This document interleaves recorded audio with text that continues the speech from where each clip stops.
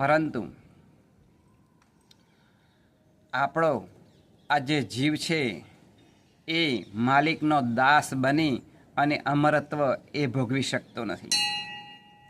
સ્વર્ગની અંદર દેવો પણ એ પુણ્યના પ્રતાપે, અમરત્વના પ્રતાપે એ ત્યાં સુખ અને સાહેબી એ ભોગવે છે.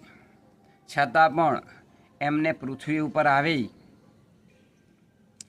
અને એમને માલિકના દાસ બની અને અમરત્વ એ મેળવવા માટે એ ખરેખર એ પોતે પૃથ્વી ઉપર પણ અવતાર ધારણ કરવાનું એ મનોમંથન કરે છે. કારણ કે આ પૃથ્વી ઉપર એક મનુષ્ય અવતાર એવો છે કે જે પોતે માલિકના દાસ બની અને અમરત્વ પ્રાપ્ત કરે છે.